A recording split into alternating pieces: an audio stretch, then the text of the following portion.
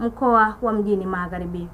Mgombea urais kupitia chama cha ADC, Hamadi Rashid Mohamed, amesema endapo wananchi watakipa ridhaa chama hicho, wataboresha elimu kuanzia msingi hadi chuo kikuu.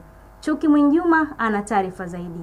Akizungumza katika ufunguzi wa kampeni za chama hicho huko uwanja Kibanda Maiti uliopo mkoa wa Mjini Magharibi, amesema chama hicho kimejipanga kuwapatia mafunzo walimu kutoka nje ya nchi yatakayowezesha kubadili mifumo ya elimu. Akamwambia Muhammad, iqra ya Muhammad, soma wewe Muhammad.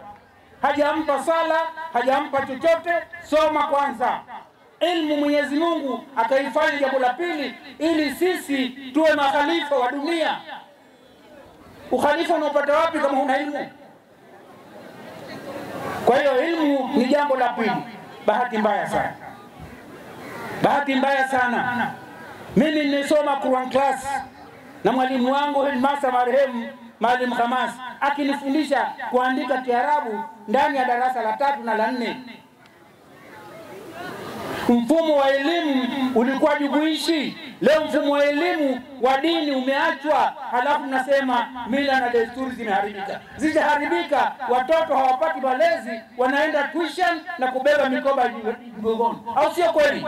ADC tumekuja na sera ya kusema kwanza shibe, pili elimu bure mpaka wapi? Chuo kikuu. Na elimu hii iunganishwe ya dini na kadhalika mpaka watoto wote wasome mpaka chuo kikuu bure. Awali akizungumza katika ufunguzi wa kampeni hizo, mgombea urais wa Jamhuri ya Muungano wa Tanzania kupitia chama cha ADC, Wilson Elias Mulumba, amesema serikali ya ADC itakuwa mstari wa mbele kukuza sekta ya utalii ili kuongeza idadi ya watalii nchini.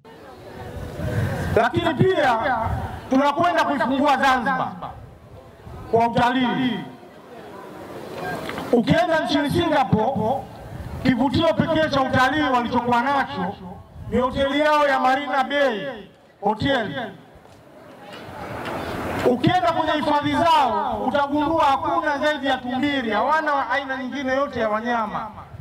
Lakini kwa nini wanapokea zaidi ya watalii milioni 16 kila mwaka, wakati Tanzania tunapokea watalii pungufu ya milioni 1?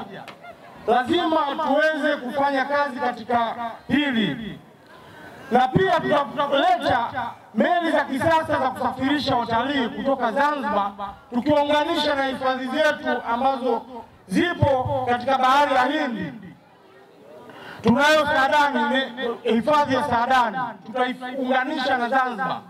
Tutatangaza utalii wetu, lakini watalii wataweza kufika Zanzibar, lakini wataweza kwenda katika hifadhi ya Saadani. Tutaweza kuingiza fedha nyingi sana za kigeni tofauti na hivi sasa.